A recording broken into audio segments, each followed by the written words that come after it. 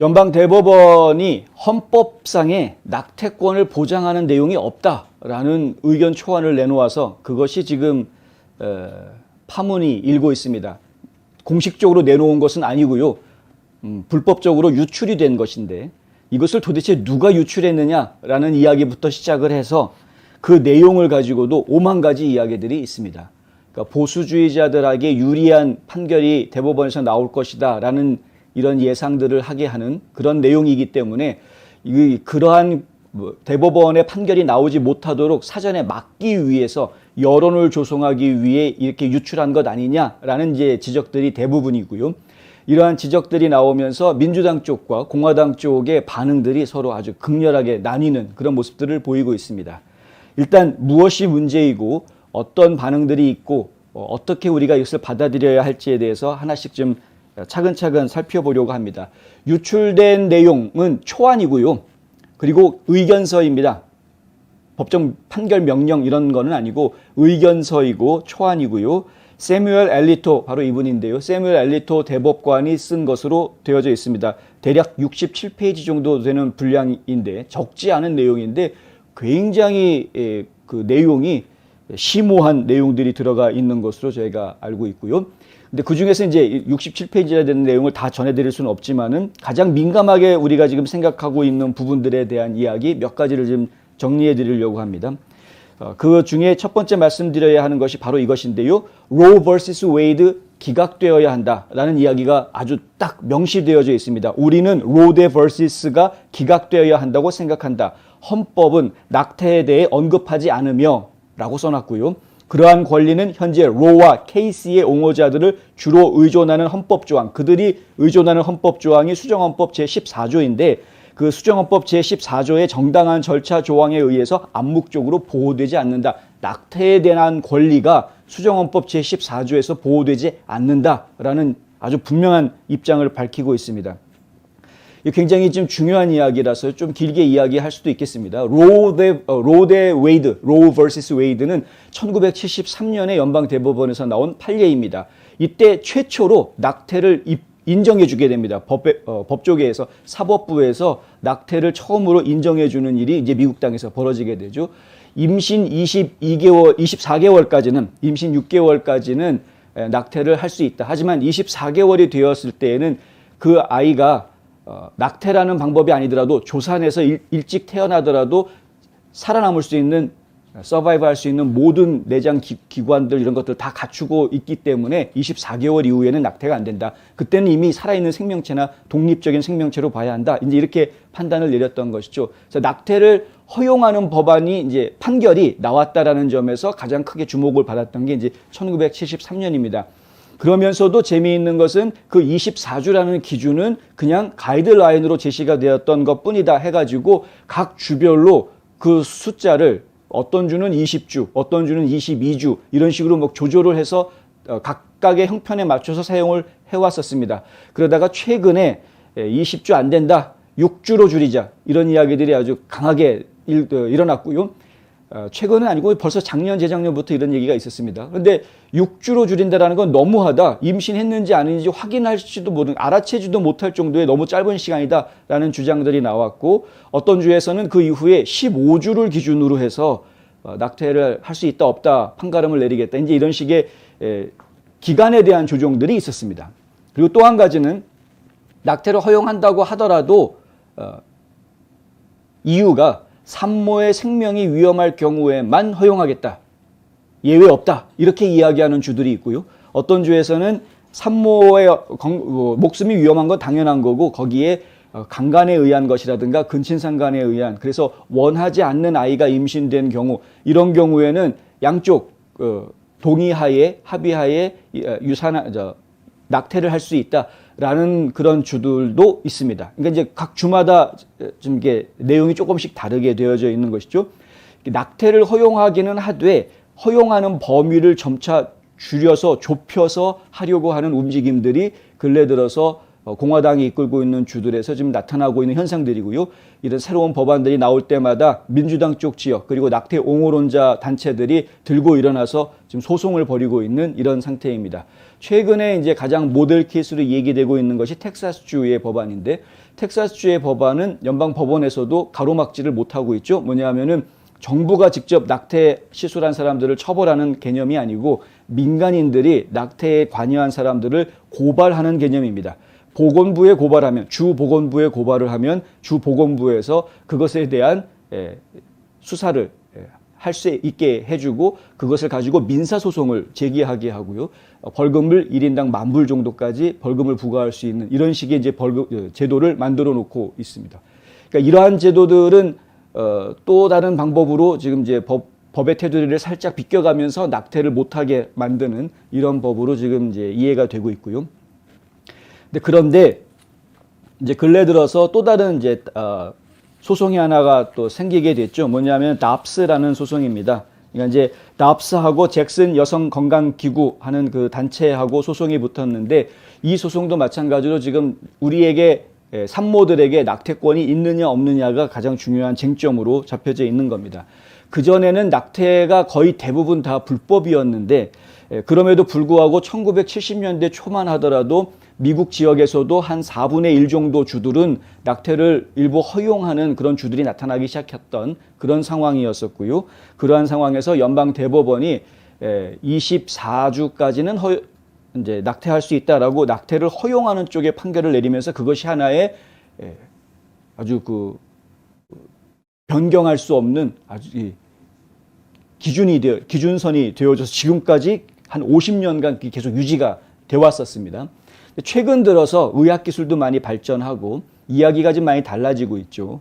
낙태에 대해서 이야기가 좀 많이 달라지고 있어서 24주 정도가 아니라 그 전에 심장만 뛰고 있어도 이 아이는 이미 산모하고 태아 사이에 모종의 무언의 소통을 시작한 상황이기 때문에 이 아이들을 갖다가 뱃속의 태아라고 그래서 이거 생명체가 아니다라고 볼 수는 없는 것이다. 이것도 인격을 갖춘 인격체로 보아야 한다라는 이제 주장들이 계속 나오게 됩니다. 그렇게 의학들이 발전하면서 얘기들이 좀 바뀌게 됐고요. 과연 낙태가 우리에게 주어진 자연적인 권한인가 권리인가 하는 부분이 이번에 다시 연방 대법원에서 논의가 되게 된 그런 부분이죠. 그런데 원래는 6월 말에서 7월 초 사이쯤에 판결이 나올 것이다 라고 저희가 기대하고 있었고, 6월 달에 이 판결이 나올 테니까 우리가 함께 기다려 봅시다. 그때 되면 난리가 좀 날 것 같습니다. 이런 말을 저희가 해드린 적이 있었는데, 미리 이 알리토 대법관이 쓴 의견서 내용이 이제 유출이 되죠. 보통 이제 의견서가 나왔다라는 것은 대법관들 간에 어떤 그 공감대가 형성이 돼 있다라는 것을 의미합니다. 9명의 대법관이 있는데 이들이 실제로 지난 12월 달에 작년 12월이죠. 작년 12월에 모임을 가지고 이 문제에 대해서 토론을 하고 내부적으로 자기들끼리 투표를 했다라는 것이죠. 근데 본인들끼리 투표를 했을 때 5대 4라는 결론이 나와서 낙태권이 없는 것으로, 그러니까 낙태하면 안 된다라는 거죠. 헌법은 낙태를 보장해주지 않는다. 이쪽으로 5명의 대법관들이 표를 던지는 이런 결과가 나왔다는 겁니다. 이러한 내용들이 요번에 유출된 의견서 안에 다 포함이 되어져 있습니다. 5명 찬성, 4명 반대 정도 수준이라고 하면은 1명만 마음을 바꾸면은 이것도 금방 뒤집어질 수 있는 이런 상황이 될 수 있는 거죠. 지금 이제 유출된 의견서에는 5대 4로 낙태권 없는 거로 결론이 난 것으로 얘기가 나왔지만 실제로 아직 발표가 된 게 아니기 때문에, 지금 판결문이 정식으로 발표가 된 게 아니기 때문에, 판결문이 정식으로 발표될 것은 원래 6월 말이나 7월 초로 예정이 되어져 있었던 거기 때문에 시간이 아직 충분히 있다라는 겁니다. 한 2달 가까운 시간이 있는데 이 시간 안에 얼마든지 1명만 마음을 바꾸면 낙태권은 없다라고 이야기했던 보수적인 사람이 갑자기 생각을 바꿔가지고 낙태권도 자유다 해가지고 생각을 바꿀 수 있는 이런 충분한 기간이 된다라는 것이죠. 이번에 유출된 내용이 결국에는 그 2달 동안 사람들로 하여금 들고 일어나게 만들어서 여론몰이를 해서 대법관들을 흔들어 놓게 하기 위한 그런 기획된 유출이 아니냐라는 이제 의심을 안 할 수 없는 그런 부분입니다. 실제로 그런 의심을 안 할 수가 없는 게요. 팍스뉴스의 케일리 맥커네니가 이런 이야기를 하는데 대법원을 이 보도가 사실이라면 대법원 현대 역사상 의견이 누설된 적은 한 번도 들어본 적이 없다. 이 어떻게 유출되는지 궁금하다. 아마도 의견에 동의하지 않고 여전히 결정을 내리고 있기 때문에 정의에 대한 대중의 압력을 가하기 위해서, 그러니까 그 대법관들에 대한 대중의 압력을 가하기 위해서 이런 전례 없는 조치가 취해졌겠는가? 잘 모르겠다. 하지만 동기를 가진 누군가가 대법원에서는 매우 드문 방식으로 이것을 분명히 유출한 것으로 보인다. 맥커네니는 그렇게 이야기했습니다. 폴리티코가 어제 이것을 처음 보도했는데요. 어제 저녁에. 이 폴리티코에서 보도할 때에도 이렇게 이야기합니다. 미시시피 사건에서 법원의 절차에 정통한 사람으로부터 의견 초안 사본과 문건의 진위를 뒷받침하는 다른 세부 사항을 받았다. 이게 무슨 얘기냐면은 아까 제가 말씀드렸던 납스하고 잭슨 여성보건기구라는 단체하고 지금 소송이 붙어 있다고 그랬죠. 이 잭슨 여성보건기구, 납스 다 미시시피에 지금 소송이 붙어져 있는 겁니다. 그러니까 이 미시시피에서 벌어지고 있는 이 송사가 지금 대법원까지 올라온 것인데 이 송사 내용에 대해서 잘 알고 있는 사람으로부터 이 서류를 받았다. 이건 진짜다. 이제 이런 얘기가 나온 것이죠. 그건 이제 폴리티코에서 하는 이야기고, 오늘 아침까지만 해도 이게 유출된 게 진짜냐 가짜냐를 가지고 말들이 많았습니다. 그런데 이제 존 로버츠 대법원장이 오늘 낮에 정식으로 발표를 하죠. 그거 진짜다. 유출된 내용이 거짓이 아니고 사실이다라고 이제 발표를 하고 누가 이것을 어떻게 유출했는지 정식으로 수사를 지시했다라는 발표를 했습니다. 누가 그걸 유출했는지 찾아내는 작업은 이제 진행이 될 테니까 저희가 기다려 보면은 알 것이고요. 가장 현재 의심받고 있는 것은 대법원 9명 그리고 각각의 9명의 대법관들 밑에 4명의 이 사무원들이 법률 사무원들이 근무하고 있는데 그 4명의 법률 사무관들 9명의 대법관 다 합치면은 45명이 되죠. 그러니까 36명의 사무원들과 9명의 대법관 해서 총 45명 중에 누군가이다. 그 외부인은 절대 이걸 접근할 수가 없을 것이니까 결국에는 그 내부 인사 중에 누군가가 한 것이다. 이제 이렇게 의심받고 있긴 합니다. 누가 조사할 사람이 45명이니까 금방 밝혀질 것이라고 보고요. 어찌됐든 간에 누가 이것을 유출했던 간에 중요한 점은 이것이 지금 굉장히 들끓는 여론들을 만들어내고 있다라는 것이죠. 낙태할 권리가 지금 없다라는 이야기를 좀 더 설명을 드려야 되겠는데요. 원래 기존의 수정헌법 제14조에 보면은 프라이버시에 대한 이야기가 나옵니다. 사생활 보호에 대한 부분이 있어서요. 이 사생활 보호와 낙태권을 연결시키려는 노력들이 상당히 많이 있습니다. 그리고 수정헌법 제1조 같은 경우에도 지금 이제 적용을 할 수가 있는 것인데 일종의 자유권이라고 이야기하는 부분도 낙태권을 보장하는 헌법 내용으로 이야기들이 많이 되고 있습니다. 그런데 이번에 유출된 그 의견서 내용을 보면은 이 수정헌법 14조도 그렇고 1조도 그렇고 이게 낙태권을 인정해주는 헌법 조문이라고 볼 수는 없다라는 유권 해석이 나와 있기 때문에 그래서 결국에는 낙태는 자연적으로 우리 국민들에게 주어진 그런 권한이 아닌 것으로, 법적인 권한이 아닌 것으로 그렇게 이야기하고 있는 것이죠. 그럼 어쩌란 말이냐? 지금 이제 유출된 내용에 보면은 이러한 이야기가 나옵니다. 65페이지에 이런 이야기가 있다고 하는데요. 우리는 로와 케이스를 압도하는 오늘의 결정에 우리의 정치제도나 사회가 어떻게 반응할지 아는 채 하지 않는다. 어떤 반응이 나올지 우리는 잘 모르겠다 이거죠. 그거 알 필요도 없다. 이런 식으로 좀 자르는 겁니다. 로는 이제 1973년에 로 vs 웨이드 사건의 로를 이야기하는 것이고요. 케이시는 누굴 얘기하는 거냐면 1992년에 있었던 케이시 소송이 있었습니다. 이것도 마찬가지로 낙태에 관한 소송이었는데 로도 그렇고 케이시도 그렇고 결국에는 낙태권을 인정받으려고 하는 그런 입장인 거죠. 근데 케이시 입장이든 로 입장이든 안 된다라고 이야기하는 겁니다. 그래서 결국에는 낙태 권리를 하나의 국민의 그 기본권으로 인정해달라는 그 요구가 좀 받아들이지 않을 것으로 지금 전망이 되는 상황이고요. 그리고 우리가 무슨 일이 일어날지 예측할 수 있다고 해도 우리는 그 지식이 우리의 결정에 영향을 미치도록 내버려둘 권한이 없을 것이다. 우리는 오직 법을 해석하고 결정들을 응시하는 오랜 원칙을 적용하고 그에 따라 이 사건을 결정하는 우리의 일을 할 뿐이다. 이게 이제 알리토 대법관이 써놓은 문장 중에 일부분입니다. 중요한 이야기가 그 다음에 나오는데요. 그러므로 우리는 헌법이 낙태할 권리를 부여하지 않는다고 생각한다. 로와 케이스는 기각되어야 하고 낙태를 규제할 권한은 국민들과 그들의 선출된 대표들에게 돌아가야 한다. 이렇게 적어놨습니다. 결국은 뭐냐 하면 낙태를 할 수 있다 없다라는 결정권을 각각의 지역 의회 의원들한테 맡기는 겁니다. 선출된 의원들한테 맡기는 것이죠. 결국은 주의회로 권한이 주어지게 된다라는 이야기가 되는 것입니다. 그러니까 이건 낙태에 대한 부분은 법정에서 싸울 문제가 아니다라고 선을 긋고 대신에 그 부분은 주의회가 결정하게 하자라는 게 판결문의 요지입니다. 주의회에서 결정을 한다고 하면 이건 정치적인 이슈에 흔들리게 될 가능성이 크죠. 민주당이 이끌고 있는 주라고 하면은 그러면 이제 낙태를 허용하는 쪽으로 법을 만들게 될 것이고, 공화당이 이끄는 주라고 하면 낙태를 금지하는 쪽으로 법을 만들게 될 것이 뻔하기 때문에 그렇습니다. 당장 이 문서가 유출이 되고 난 이후에 뉴욕주 같은 경우에는 우리는 낙태 환영하니까 얼마든지 뉴욕주로 와라, 낙태할 사람들은 와라라고 환영하는 회개망측한 그런 발표가 나왔고요. 예, 다른 주에서들도 막 공화당 주들은 주로 이제 어떤 발표문들을 내놓았냐면 우려하는 발표문들을 내놓았습니다. 만약 이것을 유출한 것이 결국은 대법관 중에서 한 명의 마음을 흔들어가지고 판결을 뒤집으려고 하는 그런 음모에서 이러한 내용이 유출이 된 것이라면, 그래서 국민들을 선동하려고 하는 것이라면 이것은 매우 위험한 짓이다. 이건 가만히 좌시하지 않겠다. 이런 내용들이 주로 공화당 의원들과 공화당 주지사라든가 이런 지도자들 층에서 나오는 지금 반응들입니다. 전반적으로 보면 다 그렇게 반응들이 나오고 있는 것이죠.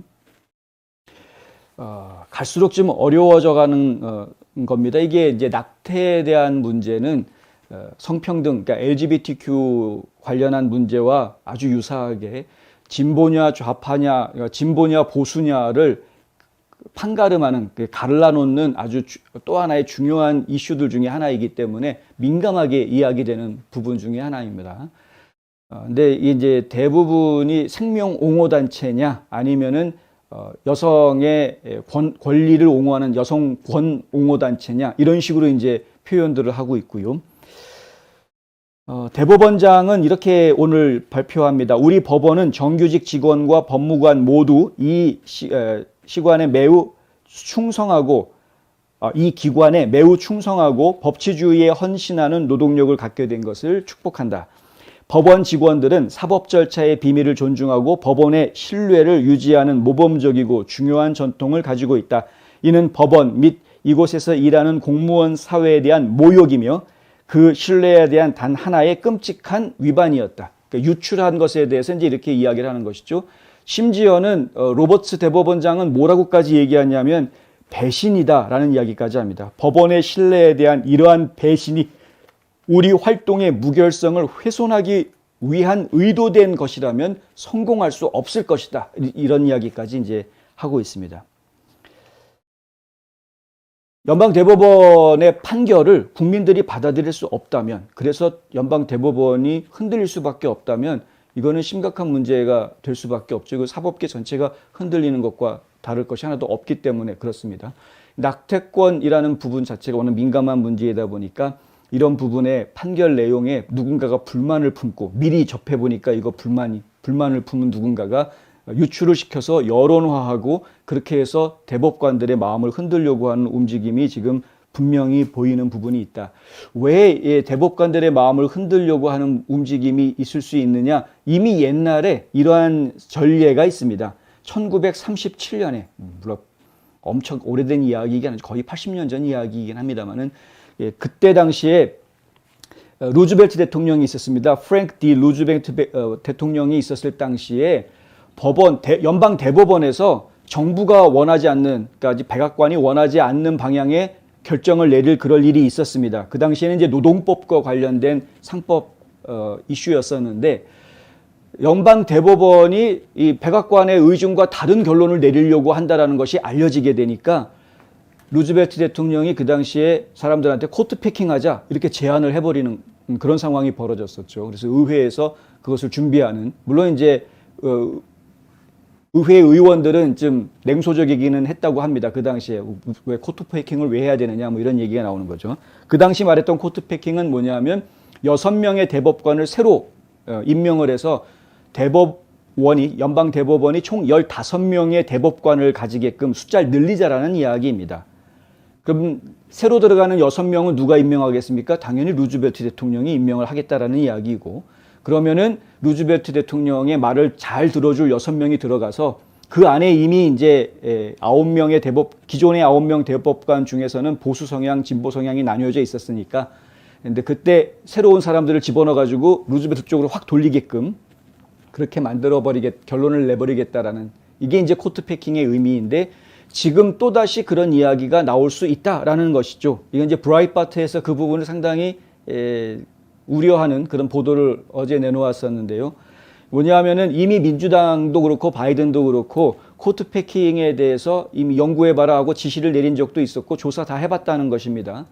물론 이제 대통령 직속으로 해가지고 연방 대법원의 개혁 문제를 조사해봤던 자문위원단은 결국에는 이제 대법원 수를 늘리는 것은 바람직하지 않다라는 결론을 내리고, 차라리 이제 뭐 임기제를 한다거나 연령 제한이라든가 뭐 이런 식의 다른 방법을 모색해 볼 수는 있겠다라는 약간 열려 있는 결론을 내고 해산됐습니다만은, 하지만 민주당 쪽에서는 어찌됐든 간에 이 사법부를 압박하기 위해서 계속해서 지금 코트 패킹 준비와 연구를 해왔던 것이 사실이기 때문에, 이번에 이런 낙태권과 관련된 이 문제를 놓고 다시 한번 민주당 쪽에 특히 이제 유권자들의 여론이 형성이 되면, 이 대법관 이거 이대로 둬서는 안 된다라는 식으로 막 여론이 형성이 되면, 그러면 코트 패킹으로 몰고 가려고 하는 정치인들이 그렇게 몰고 가려고 하는 가능성이 생기지 않겠느냐.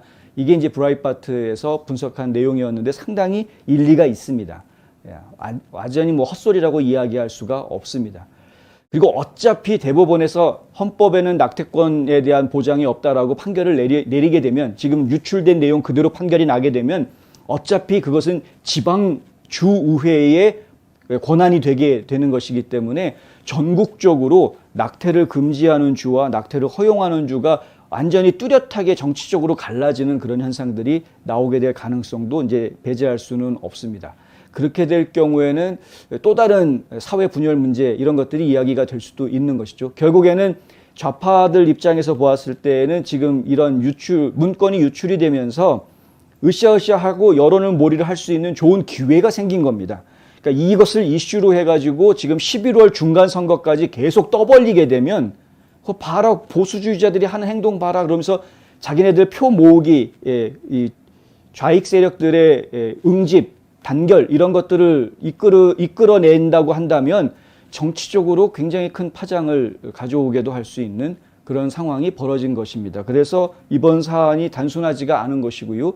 어제 이 폴리티코가 이 보도를 하자마자 어제부터 오늘 뭐 계속해서 모든 정치인들이 다 한마디씩 내놓는 이유가 바로 이러한 그 사태의 심각성이 있기 때문에 그러한 것이다. 저희가 한번 좀 봐야 되겠습니다. 실제로 지금 그 보도 내용을 보면은 2012년에 오바마 케어와 관련해서 연방 대법원이 이렇게 내부적으로 이야기할 때는 한쪽으로 기울었다가 그것이 바깥에 알려지면서 뒤집어져 가지고 결론이 반대가 된 이런 경우가 바깥에 알려진 게 아니고요. 이제 그 의견서를 만들었는데, 대법관들이 원래 이제 그렇게 투표를 하면은 다수를 차지한 대법관들 중에서 한 명을 정해가지고 우리가 대충 이렇게 결론을 내야 되니까 그것에 대한 의견서를 당신이 좀 만들어보라고 한 명한테 이렇게 맡긴답니다. 그럼 이제 그 사람이 이번에는 그걸 알리토 대법관이 맡았던 것 같고요. 그 의견서를 만들면 그 초안인 거죠, 드래프트. 그 초안을 가지고 다른 대법관들한테 회람을 시킨다는 겁니다. 그럼 다른 대법관들이 이제 그 내용을 받아서 다 보고 뭐 거기에 동의한다 안 한다. 동의하는 사람은 뭐 할 말 없으니까 가만히 있으면 되는 것이고, 아니면 추가로 할 말이 있으면 거기에 추가를 하고, 또 반대 의견이 있는 대법관이면 또 반대 의견을 또 밑에다 달고, 이런 식으로 이제 판례를 완성을 해서 발표를 하게 되는. 그런데 그렇게 대법관들이 서로 이렇게 회람하는 과정 중에 의견이 바뀌는 사람이 나올 수도 있다. 이미 2012년에 오바마 케어 문제 가지고 한번 그런 일이 있었다. 이제 이런 보도도 나와 있습니다.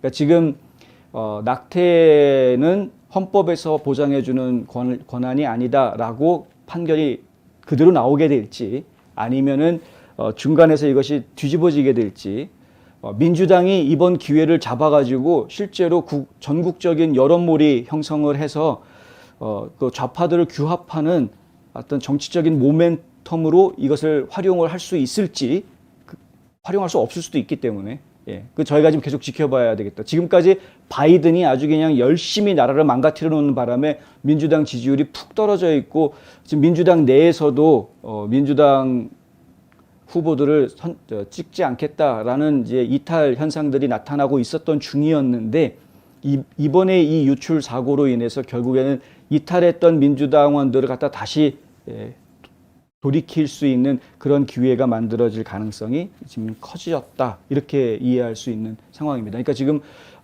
대법원에서 그러면은 낙태 인정 안 해준대라고 보수주의자들이 지금 좋아할 상황이 아닌 거죠. 반대로 이 유출이 되는 바람에 일이 지금 망칠 수 있는 상황이 돼버린 것이기 때문에 지금 보수주의자들 사이에서는 상당히 크게 긴장할 수밖에 없는 그런 상황이다 하는 것입니다.